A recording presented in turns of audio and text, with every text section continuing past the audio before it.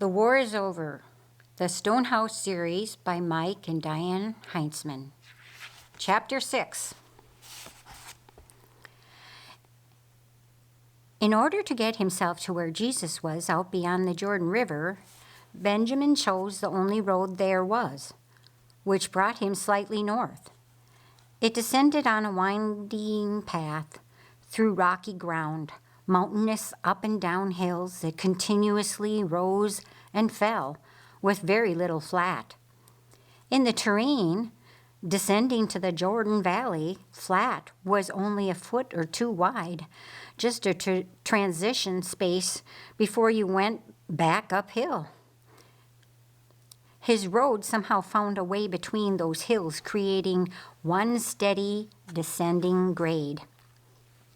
With his face set towards some of the most desolately beautiful landscape of his nation, Ben caught short glimpses of a spot of green and memories which it held.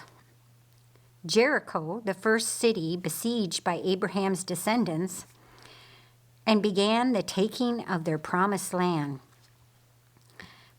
As Ben ran, he thought upon the battle that brought it down.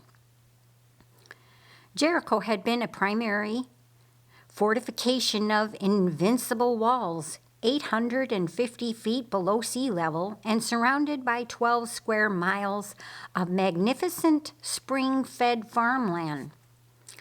But Jericho was also a place of debauchery, and obedience to its total destruction was Israel's gateway into their promised land. Oh, if only I could have stood in this place where I run now and watched the walls fall down to see with my own eyes the stories I've been told and the written word that I have read. Jericho, a 1,000-foot diameter circle fortress, with the city's finest homes and shops built into the outer walls. On special occasions, chariot races took place on the flat roof road built above those massive castle walls. Joshua, the leader of 3 million Israelites and groomed by Moses as his successor, had sent 2 men into Jericho to spy out the city. Found out and running for their lives, they took refuge inside a house of ill repute, a grand house, a house built into the outside wall. Rahab, quite the name for a harlot. I suppose most watchers considered it only normal when 2 strange men knocked upon her door. Unique. For her to help in hiding the spies. To Rahab and her family, it was protection promised, and they, unharmed, survived. The green fields of Jericho came into sight once more as Ben rounded a curve. They would be continually visible for the next 20 minutes until another mountain slid over and obscured his view.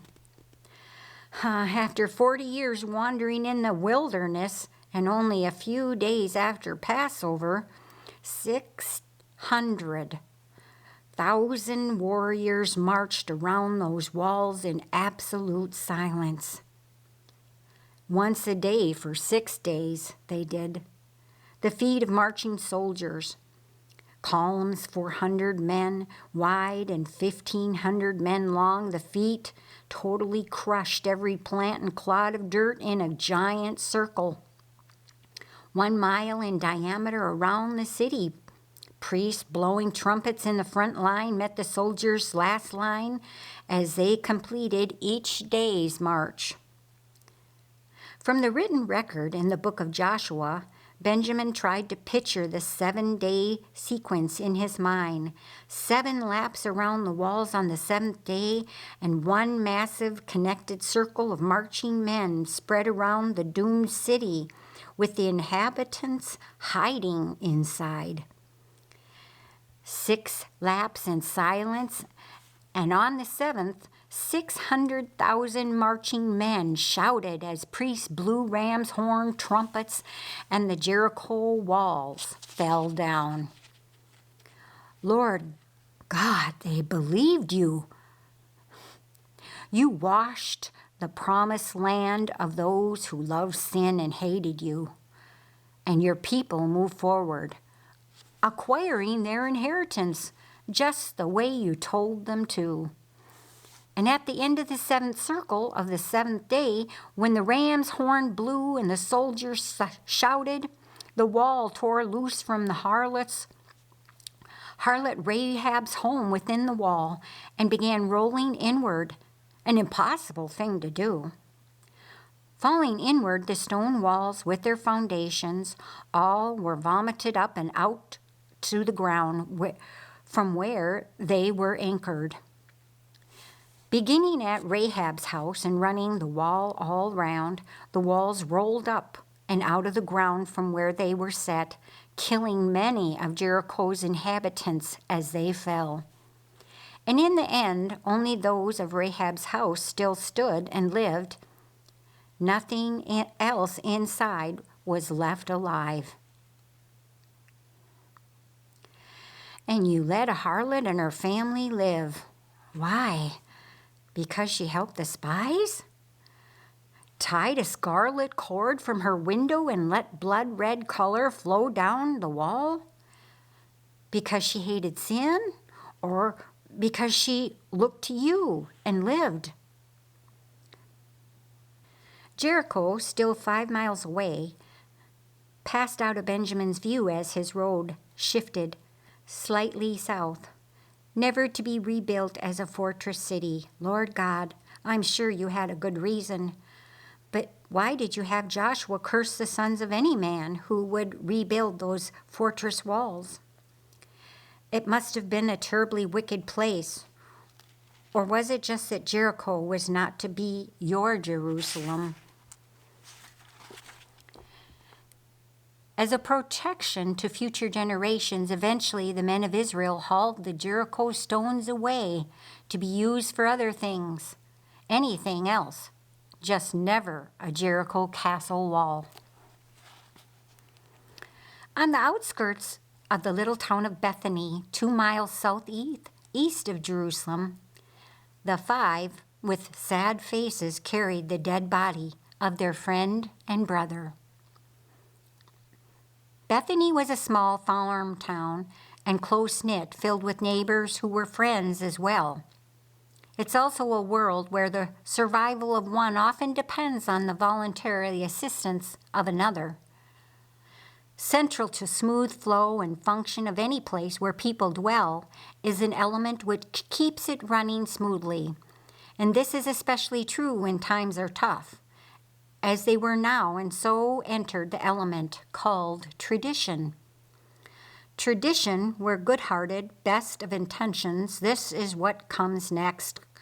Cause that's the way it is, tradition. Simon spoke decisive words. Mary, Martha, listen to me. This is not the time to quit. Dead is only dead. Martha, on Simon's right hand and holding tightly to the blanket carrying Lazarus' body, asked, Simon, what? You have sent a runner to find Jesus, and he could be here tonight. It is only the body of your brother which is dead. He is somewhere else. Yes, and I don't know how to stop what happens next. Even now, watching eyes see us carrying your brother inside. Very soon, help will be knocking at your door. The 5 carrying one were maneuvering up stone steps and sidestepping through the open western entry. Once inside, they hovered for a moment as Esther scurried over and cleared dishes off the table where they gently set Lazarus' body down. And what comes next? People, neighbors, the rabbi, those who will press you to prepare his body for the grave. You may be able to hold off his burial until tomorrow, but that is the best that you could hope to do.